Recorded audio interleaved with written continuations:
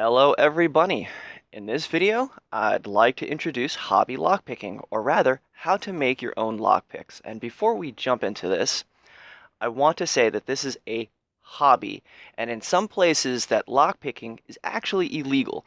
In fact, a little piece of trivia. The movie Terminator 2, the actress Linda Hamilton playing Sarah Connor was in Pescadero State Institute for the mentally insane or criminally insane. And in the process, the actress Linda Hamilton in fact learned lockpicking specifically for her role, but because lockpicking is strictly illegal in the United Kingdom and other parts of the world, even just to demonstrate that they had to cut this part of the movie out.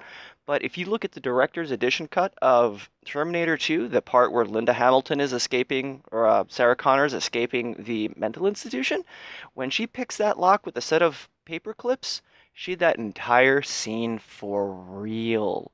But unfortunately, people think, oh, lockpicking? Crime. You want to steal something. Well, if I pick up a Sudoku book and I want to solve all the mathematical puzzles in there, does that make me some kind of mathematical Machiavellian mastermind? If I take up a crossword puzzle and I want to, fill in all the words, does that make me some kind of bastard bibliophile that wants to blow up the world? No, no, this is strictly a hobby. And the reason I call it a hobby is because, frankly, as someone who's worked in the physical security sector, lockpicking is the worst way of entry. A brick, a shim, sneaking up to the second floor, or paying someone off is always a lot easier. So don't look at this as criminal intent. Look at this as the inside of the lock has multiple varied mechanisms, and we as humans are flawed beings. So when we create these locks, we can exploit the flaws that are inside them in order to solve the puzzle. I have an entire collection of locks, actually, that are so old and I don't have keys for them, but I just collect them because years and years ago I was in a pretty bad accident and I lost my fine motor control skills and I needed something to get them back. So of course, me being a hobby hacker into electronics and soldering, and I was just picking up lockpicking at the time, and it just so happened that because I have that mechanical mind of being able to look inside of things or just figure out how it works, lockpicking actually gave me back my fine motor control. So this is just something I'll do just while watching a movie with no Machiavellian intent. Now, before we begin, 100% safety in mind. We have extra protected, UV, because we're going to be working outside. We got UV goggles. We've got the hair, or what's left of it, tied back. We got make sure we have no ponytail hanging off. We got nothing off our wrists, no shoelace, nothing off our collar. We're going to be working with some rotary tools, and we don't want to get caught up in those. But this is a fairly safe and simple process that you can make inexpensively at home. So let's go cut outside. I'm gonna be working with the grinder, so chances likely there's gonna have to be a secondary audio track while I'm working, but I'll work with it. So let's go outside and make some lockpicks, shall we? Here we are set up on my table at the balcony, so you may hear a little bit of background noise and chatter. Plus, on top of that, we're going to be requiring a Dremel for this project, as well as a bench grinder, which you'll see in a minute. It doesn't have to be a very expensive bench grinder or rotary tool, but basically we want a rotary tool with ceramic cutoff wheel. I prefer the ceramic over the fiberglass. We'll get into that later. And we'll need a bit of fine grit sandpaper. I went with not 1,200, I think this is 800 grit. We'll get into the sandpaper grits later. We're also going to need some water, because when we start working with the metal and the grinder, things are going to heat up, and you don't want to destroy the tempering of the metal. Now, what are we going to make the lockpicks out of? Hacksaw blades. Hacksaw blades are probably some of the most inexpensive source for spring steel and carbon steel that I've seen to date. I mean, what are you going to do with an old hacksaw blade? Turn it into a lockpick. But if you're lucky enough to get banding iron, for pallets, bricks, and large shipping, we're not going to use this today because it's a little gnarly to work with, and I would prefer not to be on camera tangled into the matrix at the moment. Now, we'll be able to make our lockpicks out of hacksaw blades, but what are we going to make our tension or torsion wrenches out of? Luckily, I have access to street sweeper bristles, which is nothing more than spring steel that's about 3 millimeters and maybe about 1.5 millimeters thick. But if you can't get spring steel, you can get these little hacksaw blades or coping saw blades, and you basically just grind them down, and you can turn these guys right into a tension wrench, no problem. Okay. After you're done with your pick, you may want to put it through a rubberized coat of Plasti Dip. That way you have some rubberized handles. And I'm pretty sure you're already asking, where in Sam hell am I going to get lockpick designs? Well, if you just Google Lockpicking 101, there is lockpicking101.com, and they have tons of free printable designs. So, just to give you an idea of what we're going to be doing today, is we're going to be taking our hacksaw blade and turning it from a solid blade down into a roughly shaped pick. Actually, I have a even previous revision here, right? But you see that burn in the middle right there? That's because I didn't cool it quick enough, and that's what we're going to have to avoid.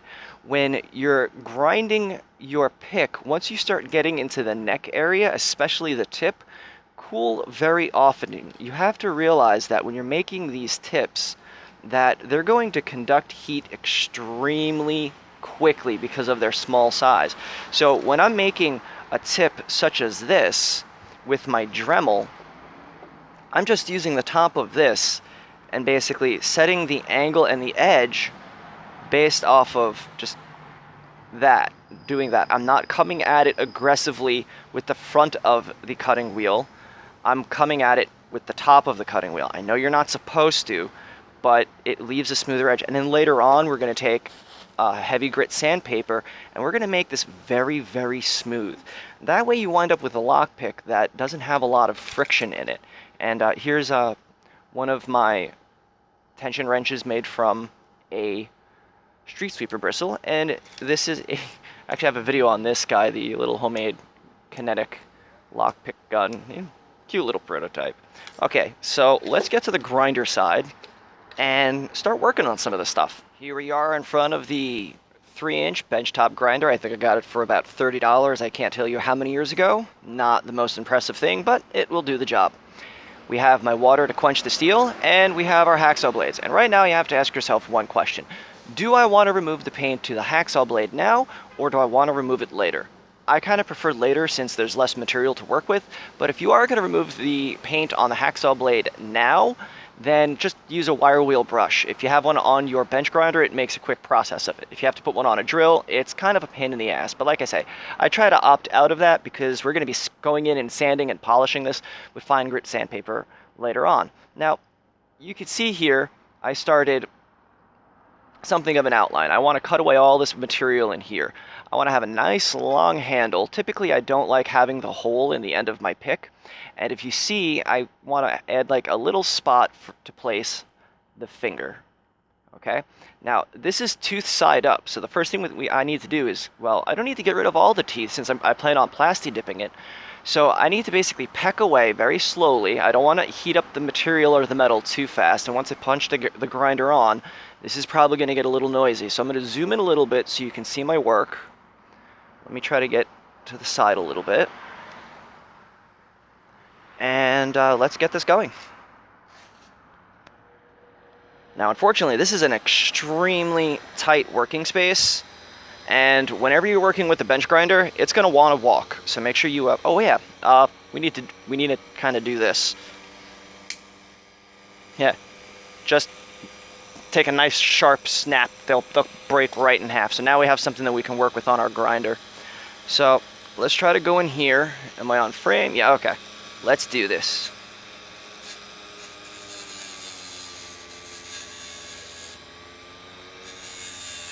And keep this at a slow RPM at first. If your fingers are getting hot, then the metal's getting hot. If you can't touch it, then cool it down.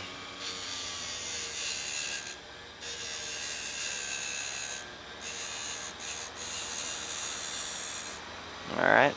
Now let's start digging into here. That's kind of hot.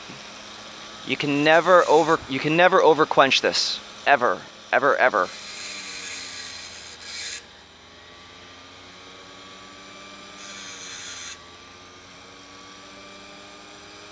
See if I can make this go by a little bit faster for you guys.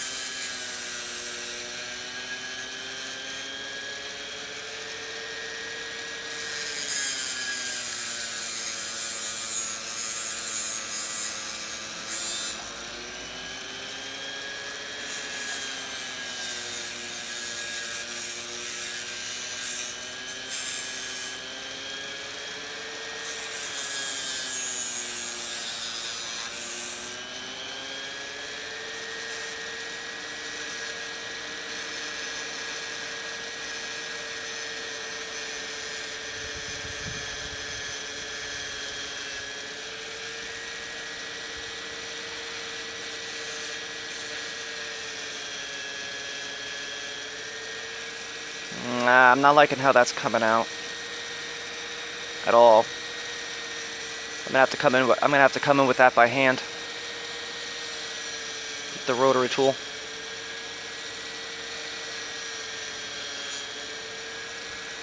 That's a little better.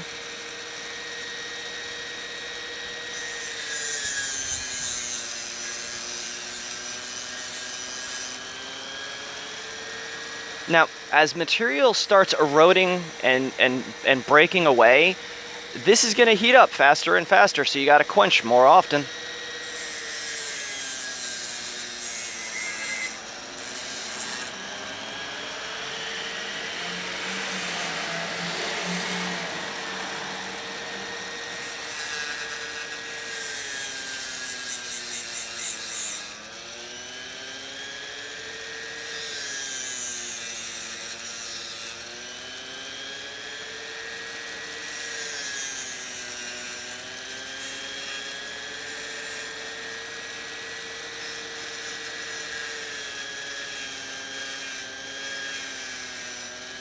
Ooh, shit. See how hot that got?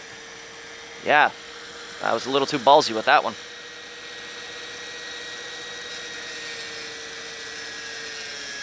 Whoa. That's starting to bite really hard because of the paint.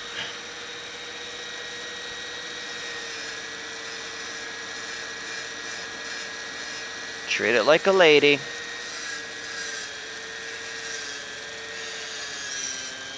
Gotta be smooth, you gotta be gentle. Let's bring the RPMs down so we're not generating so much heat. We can have a little bit more control.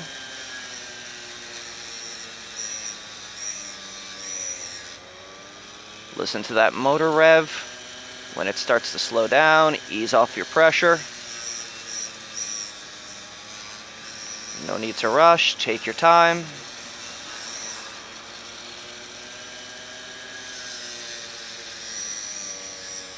Just keep eating away at it. Keep eating away at it. Maintain your heat control. Oh my god, it's kind of like we're talking about something that's similar to engineering. Holy shit, who would have thunk?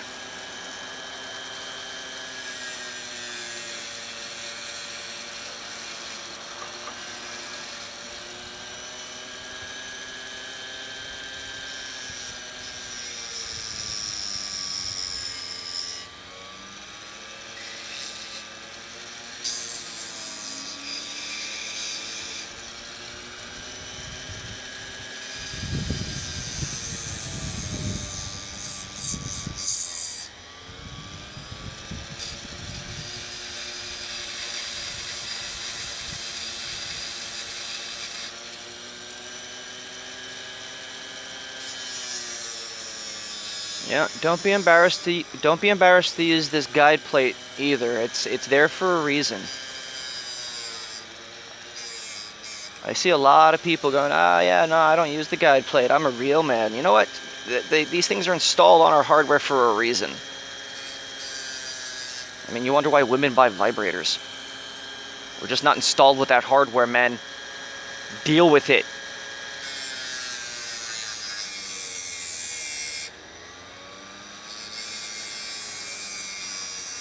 Although I have been thinking of a somewhat volatile upgrade.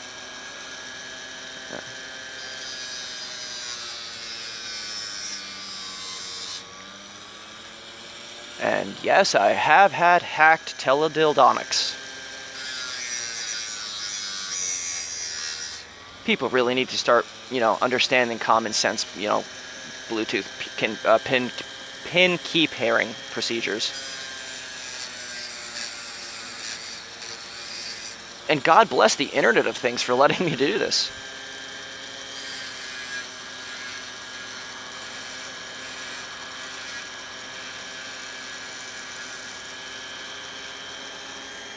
Alright, how does that look to you? Oh, let's see if I can try to focus. You know what? Let's turn this off. Let's give it a wash. Let's get my fingers a wash so I can touch my phone and focus. Here we go. Come on. Focus. Focus, you little... Oh, fine. There. That's what we're looking at now. It's a little rough up here. And we still need quite a bit to chew away. Now, this black area is basically my safety zone. This is what I plan on making my pick area out of. And as you can see, we got a really nice long handle on that. Alright, so just going to keep chipping away. Chip, chip, chip it away. Chippendale Rescue Rangers. I missed that show. That was a good series. Back when, Saturday morning cartoons didn't suck. And people actually died. Except for that horrible Mega Man series they had. What the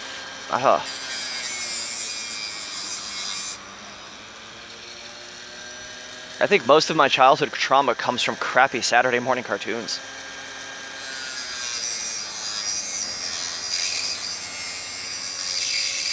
I mean, how many of you remember that horrible Super Mario Bros. Super Show and that Legend of Zelda series that came on like once a week? Now I understand why they don't make Link speak. Yeesh.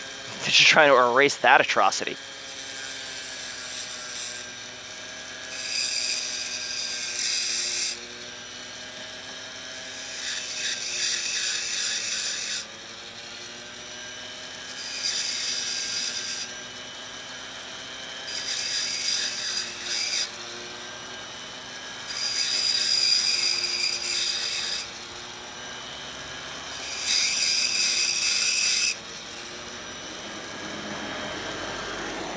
Okay, at this point, I'm totally freehanding this. I've made enough lockpicks that I kind of know what I'm doing. I'm not doing a template, but I suggest that if you're new to this, you go ahead and use a template. I'm going to keep working away at this, and, well, you'll see where it goes.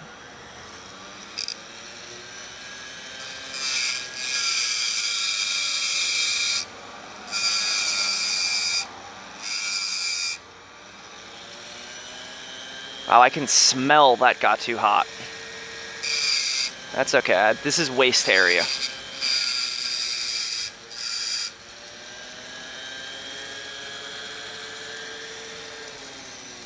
Okay, at this point, when you have this much material on your...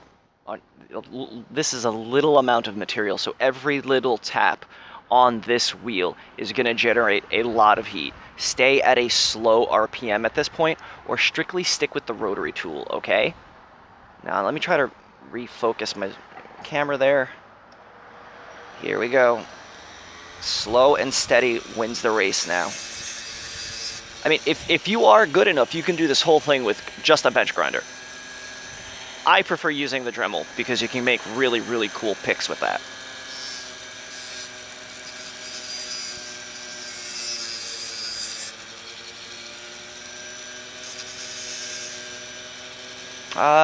You know what? I think I'm going to make a hook.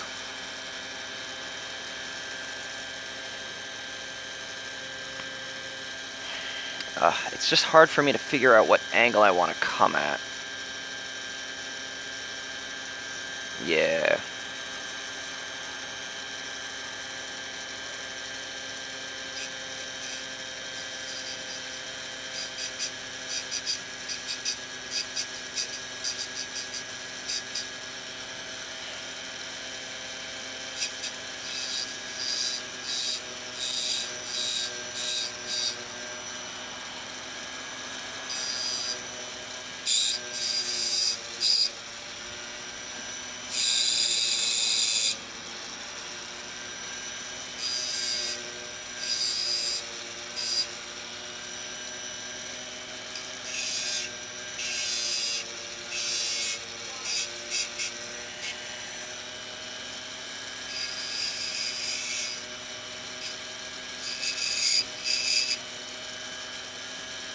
Do not like that angle one bit.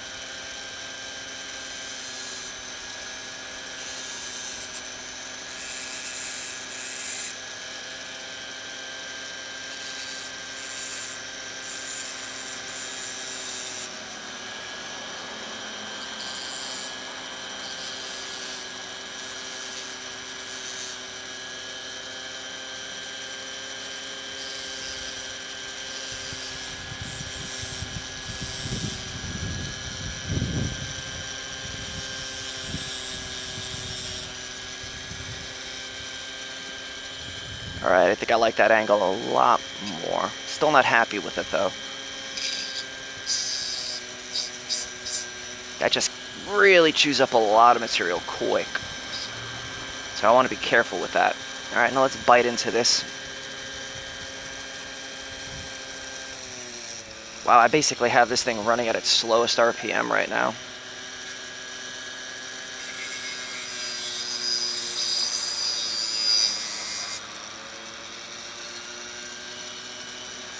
At this point, really just kiss the metal a little bit, get your shape, and then wet it. This really builds heat quick. Wow, yeah, that really builds heat quick.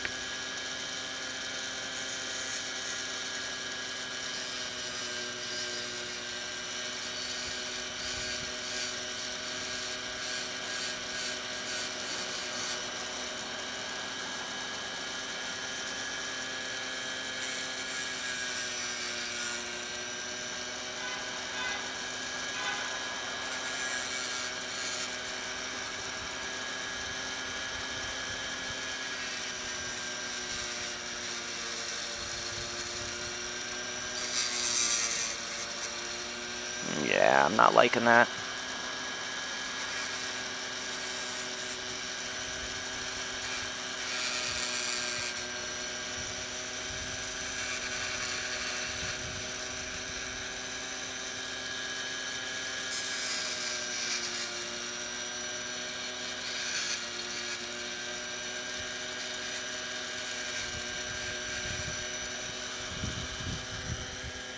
That ain't so bad. That ain't so bad at all. The neck's still really thick. Well, you know what? Let's see. Let's get ourselves a quick tension wrench and test this guy out.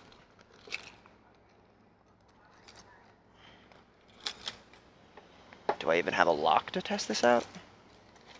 Alright, let's see if this will work. So here's our tension wrench. Man, this is a bad idea because we haven't even sanded it or anything, but will we even fit? Yeah, you fit nicely. Definitely needs sanding though. Oh yeah, this thing's real gritty. Really gritty, holy shit. Yeah, I don't... Basically what's happening is every time we're putting this into the lock, because how unrefined and how sharp all these points are, it's not... Yeah, it's just not smooth yet, so Basically, now's the time to go in with the Dremel, because this just won't slide. We got a little bit more work to do, but we'll just polish it up. And I'm just gonna hit pause for now because this is running a little long. And we'll come back in a minute. Alrighty, I didn't really do much more to the tip. Where's my camera? Hello? Come on, focus, focus. Focus, focus. Oh, you piece of shit. Alright, I didn't do much more to this, but what we're gonna do now is we're just gonna come in with the Dremel, and we're gonna just sort of polish the angle of this, as well as the steepness of this, and maybe just try to come over some of these edges, because, you know, you can kind of see what I'm going for over here. So let's turn this guy on to a medium RPM. Why aren't you working? Because I don't have you plugged in? Yay, you're just not plugged in. No catastrophic failure while recording once. For once. Alright, keep it at a slow RPM.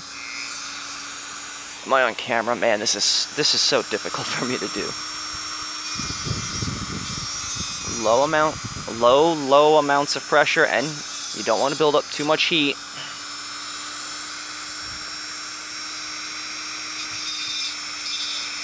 Now you got to be careful because the metal is going to want to vibrate, so you may have to hold it by the neck.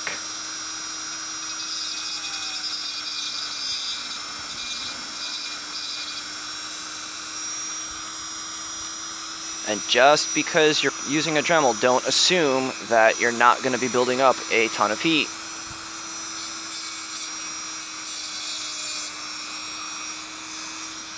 Okay, I'm digging that.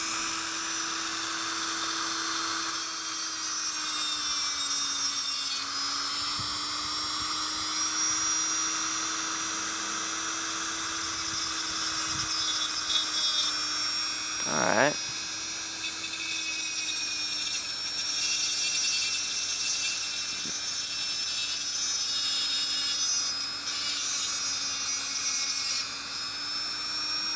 Alright, yeah, I'm digging that.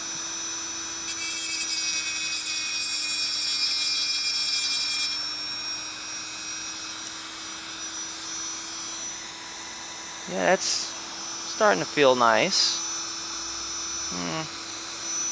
Not liking the slope. Not liking this slope back here. I think I want to try to hit it with the grinder for a second.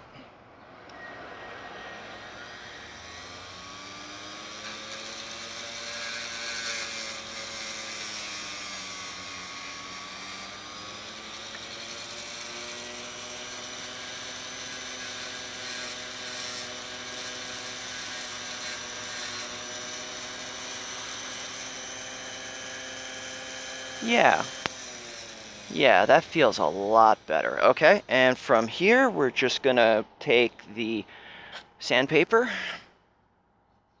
We're just gonna polish it. That's it. We're gonna take all this paint off, make it nice and smooth.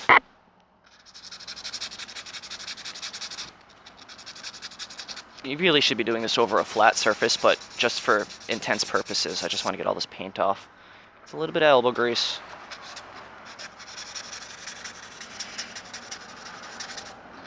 Using something flat, like a piece of glass or a piece of mirror, makes really, really fine polished work of stuff like this. You can damn near mirror finish stuff with the right methods in a mirror. Because mirrors will immediately show you imperfections that are happening right on the surface level. So you take a mirror and use it as a sanding block. Can't get any flatter than absolutely flat mirror. You know, unless you're Hubble. They kind of screwed that up, but wasn't their fault. Wasn't their fault. But you want to get all the paint that has been put onto the blade off. And it doesn't hurt to just, you know, hit something flat, sand the top of it, as well as the inside. In fact, what I'll usually do is I'll take one of my my street sweeper bristles or a chopstick or just something of the such and just fold it around so I have something tough to sand with, and I can get into these really, really hard to reach areas over here with just some sandpaper wrapped around like a chopstick or some sort of hard form. Wow, no sexual innuendo intended. Okay, I'm gonna finish this off camera, and we'll come back to this once we know the pick is functional. But that...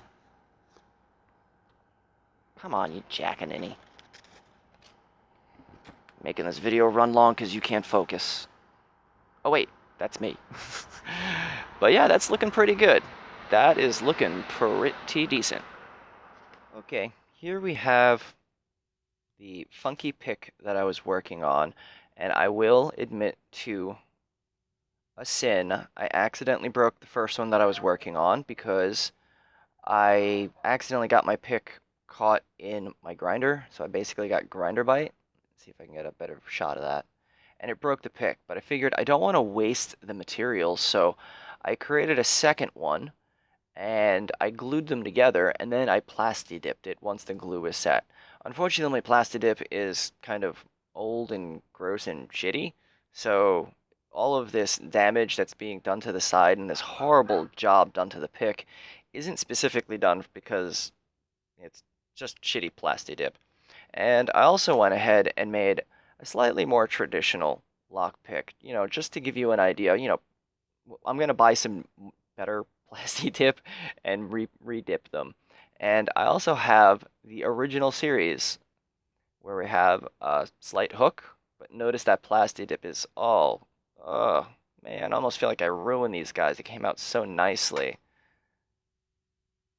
Now we have a very steep sloped triangle with a plasti-dipped handle. And another plasti-dipped handle. We have a different triangle, just a different pitch. And we have a double triangle rake.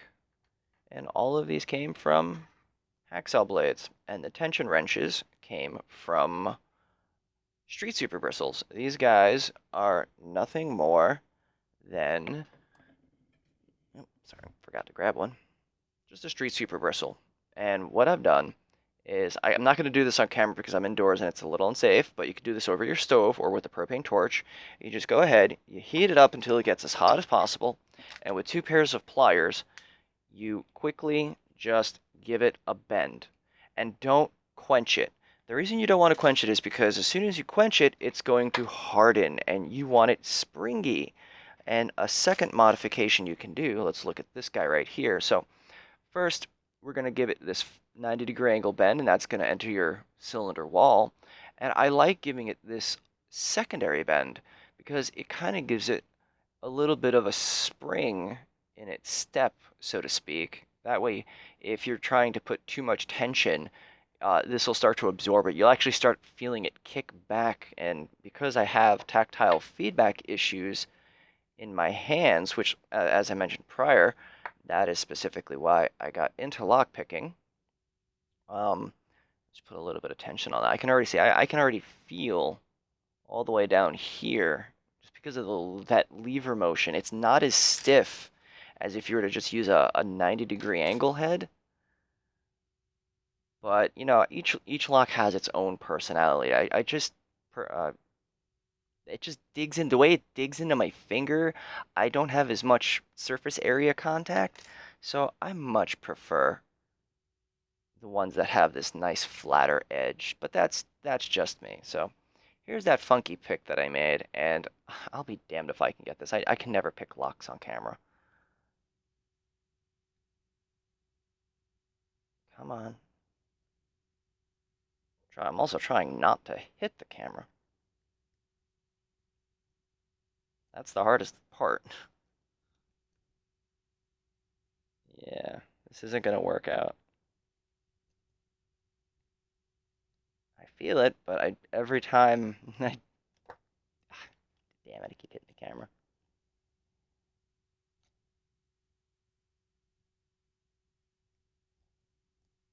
I have confirmed that this pick does work. Just can't get it on camera.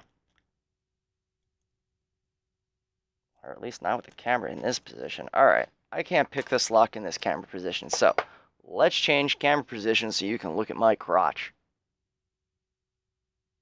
Okay, now that we're repositioned, maybe I'll have a little bit more success with this. So let's just take, so we have our sloped hook, steep triangle, double triangle, single triangle, my funny bunny pick, and wait a minute, where did the regular size one? Oh, there's the regular, and our regular size one that I have not yet plasti dipped, which is just a standard triangle.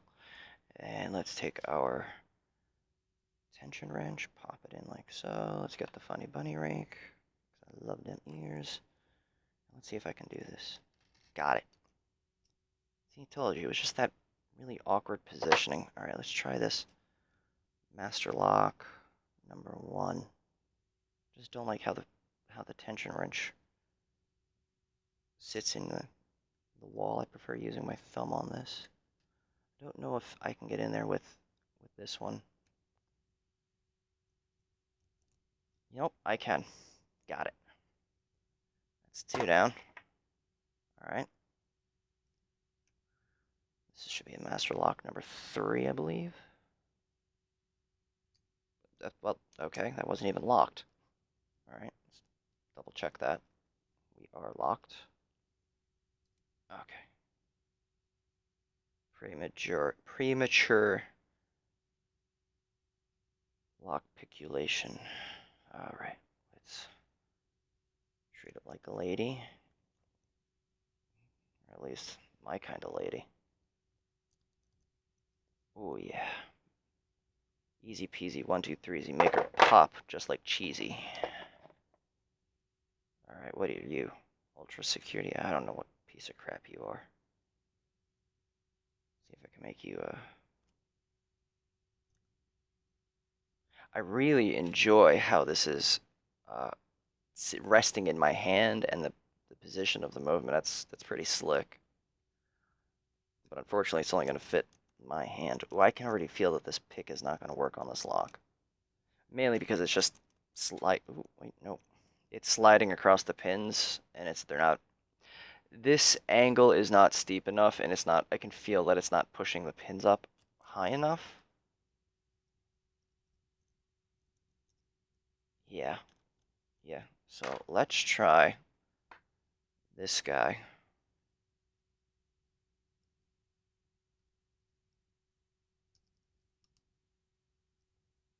Nah, I'm a little worried about that.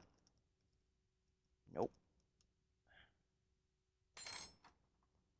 Try our little double rake.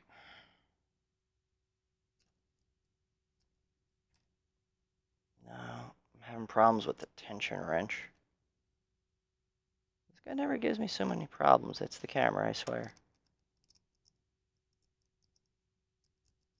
No, he doesn't like the double.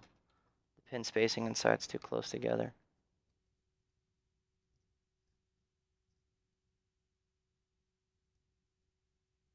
Well, I'm not going to waste much more time on this lock. You can see that these... Oh, there we go. You can see that these guys are working out pretty well.